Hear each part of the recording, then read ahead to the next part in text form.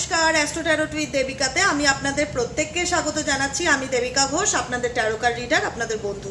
কেমন আছেন বন্ধুরা? আজকের যে ভিডিওটা নিয়ে আমি আপনাদের ডিসকাস করব, আপনারা প্রত্যেকেই জানেন যে আগামী দিন 29শে মার্চ, আজ আপকামিং দিনটা মানে আসছে দিনটা অনেক ইম্পর্ট্যান্ট আমাদের জীবনে, মানে কারণ অনেক গ্রহগত ট্রানজিকশন আপকামিং দিনে হতে চলেছে।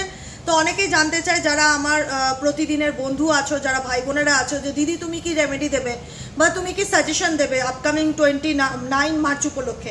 29শে মার্চ আমাদের বিশাল বড় একটা ট্রানজিকশন হতে চলেছে, গ্রহগত যে চেঞ্জেসটা।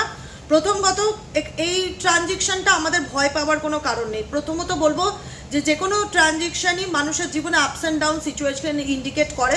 তো রিল্যাক্সে থাকবে, কোনো কিছুতে কোনো খারাপ নেগেটিভ কোনো কিছু নিয়ে চিন্তা ভাবনা করবে না। যে প্রথম কথা, কালকে শনিবার, দ্বিতীয়ত কালকে অমাবস্যা, তৃতীয়ত হচ্ছে সূর্যগ্রহণ লাগছে। কালকে সূর্যগ্রহণের টাইম হচ্ছে দুপুর 2:20 হতে সন্ধে 6:40 পর্যন্ত, অনেক জায়গায় আবার 6:20ও দেখাচ্ছে।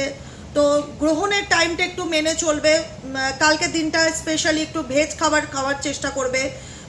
গ্রহণ চলাকালীন একটু খাবার থেকে বিরত থাকাটাই ভালো, যে কোনো খাবার না খাওয়াই ভালো। আর স্পেশালি কালকে হচ্ছে আমরা জানি যে শনি মহারাজজি কুম্ভ রাশি তার নিজের ঘর ছেড়ে মীন রাশিতে প্রবেশ করছে। মীন রাশি লাস্ট রাশি, কুম্ভ রাশির থেকে মীন রাশিতে তার গমন। মীন রাশিতে সে আপকামিং 2.5 বছর থাকবে। এবার প্রত্যেকটা রাশির উপরেই মীন রাশিতে প্রবেশ করায় আপস অ্যান্ড ডাউন সিচুয়েশন ভালো মন্দ মিশিয়েই রেজাল্ট দেবে। তো এই যে ট্রানজেকশনটা, তো এই যে পরিবর্তনটা, এটা নেগেটিভ না যে শনি মহারাজজি ঘর পরিবর্তন করছে কি হবে, এটা একটা প্যানিক বা ভয় কিচ্ছু নেই, কোনো টেনশন নেই। তুমি যে ইষ্ট দেবতাকে মানো, যে আরাধ্যা দেবতাকে মানো, যাকে তুমি স্মরণ করো, বা যার প্রতি তোমার যে ঈশ্বর, আল্লাহ, জেসাস, যাকে তুমি বিলিভ করো, তুমি তার নাম মন্ত্র বেশি করে চ্যান্টিং করবে। কারণ প্রত্যেকটা এনার্জি আমাদের শরীর এবং মনের উপরে ভীষণ প্রভাব ফেলে। সবসময় বলি পজিটিভ থাকবে, যেরকমই সিচুয়েশন থাক, গ্রহণ থাক, অমাবস্যা থাক, শনিবার হোক। কারণ এই যে পূর্ণিমা অমাবস্যা, এর যে একটা চেঞ্জ হয় না, জোয়ার ভাটা, এগুলো আমাদের শরীরের উপর মনের উপরে ভীষণ বড় প্রভাব আনে কিন্তু, ঠিক আছে। Full moon energy, new moon energy. তো নিউ মুন এনার্জি তোমরা নোটিস করবে, যাদের গায়ে ব্যথা, বাতে ব্যথার সমস্যা, তাদের পেইন হয়। তো সেই জায়গায় কিচ্ছু রেমেডি করার দরকার নেই স্পেশাল হিসাবে যে আমি কি রেমেডি করব।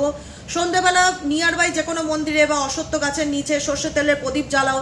সন্ধ্যের পর যদি বাড়ির সামনে কোনো গ্রহরাজের মন্দির থাকে, সেখানে গিয়ে সর্ষের তেলের প্রদীপ জ্বালাও। ঠাকুরকে, বড় ঠাকুরের মন্দিরে নীলকণ্ঠ ফুলের মালা দিয়ে পুজো দাও। আর কিচ্ছু না, জাস্ট বাড়ির যে ইষ্ট দেবতা আছে তাকে স্মরণ করো, তার নাম জপ করো। আর কোনো কিছু আলাদা রিচুয়াল করার দরকার নেই। আর চ্যানেলটিকে সাবস্ক্রাইব